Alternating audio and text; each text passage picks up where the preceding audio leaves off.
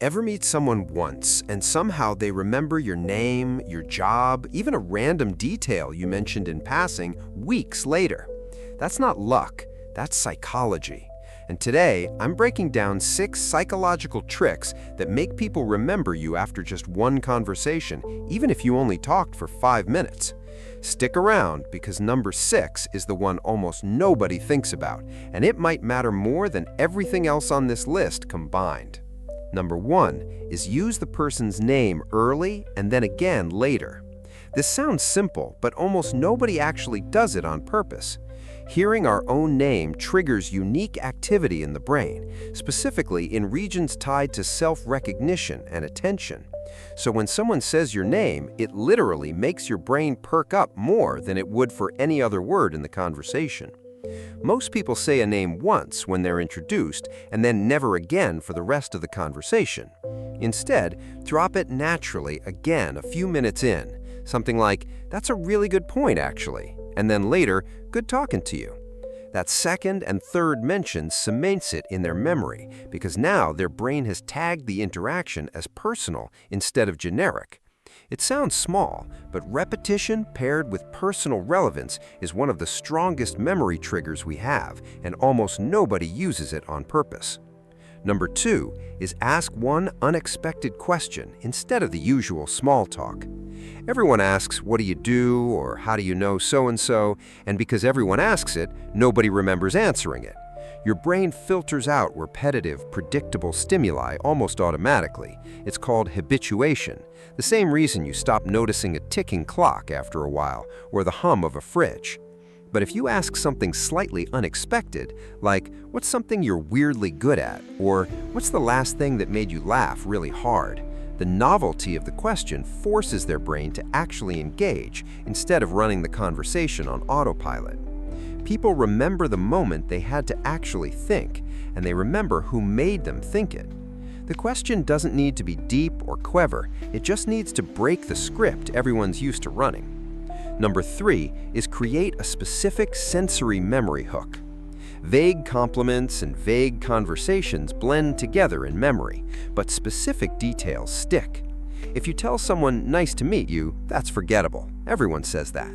But if you connect to something concrete, a specific detail from what they said, a specific place, a specific comparison, the memory becomes distinct instead of generic. This works because our brains store memories more effectively when they're tied to specific sensory or contextual details rather than abstract impressions. So instead of just saying goodbye, you might say something like, "Enjoy the rest of that hike you mentioned," referencing something exact they told you.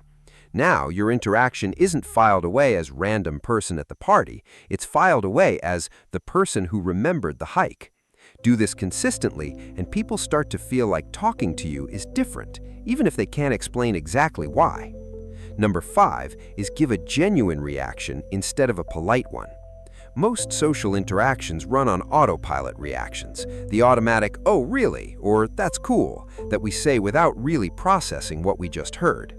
People can subconsciously tell the difference between a scripted reaction and a real one, even if they can't articulate why. When you actually react honestly, whether that's genuine surprise, genuine curiosity, even a genuine, "Wait, that's actually kind of wild," it creates a small emotional spike in the conversation. And emotionally charged moments are remembered far more vividly than neutral, low-emotion exchanges. This is why people often remember the 2 seconds when someone actually laughed hard or looked genuinely surprised, way more than they remember the 10 minutes of standard small talk surrounding it. One real reaction can outweigh an entire conversation of polite nodding. Number 6, the last one, is end the conversation on a high note instead of letting it fade out. This is probably the most overlooked trick on this entire list, and it's the one I mentioned at the start. Our memory of any experience is disproportionately shaped by how it ends, more than the middle, and sometimes even more than how it started. This is sometimes called the recency effect. The last thing that happens tends to dominate how we remember the whole thing afterward. So a totally fine conversation that just trails off awkwardly or ends because someone got distracted and walked away tends to get remembered as forgettable overall, even if the middle of it was genuinely good. But a conversation that ends with intention, a genuine callback to something you talked about, a warm goodbye, even just good eye contact and a clear close, leaves a much stronger final impression. It's not about the whole conversation being perfect, it's about controlling that last 10 seconds, because that's disproportionately what sticks in someone's memory later that night or even weeks down the line. So there you go. 6 psychological tricks that make people remember you after just one conversation. Notice none of these require you to be the loudest person in the room or have some incredible story to tell. They're all about small, intentional adjustments most people never even think about. Use their name twice, ask one real question, reference something specific, match their energy, react honestly, and end with intention. Do even 3 or 4 of these consistently, and you'll notice people remembering you in situations where they'd normally forget everyone else. And eventually, it stops being something you have to think about at all. It just becomes how you naturally show up in conversations.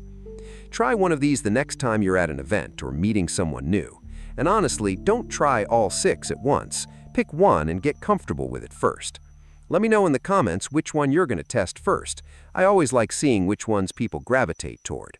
If this helped you see conversations a little bit differently, hit like so it reaches more people who could use it. And subscribe if you want more psychology breakdowns like this dropping every week.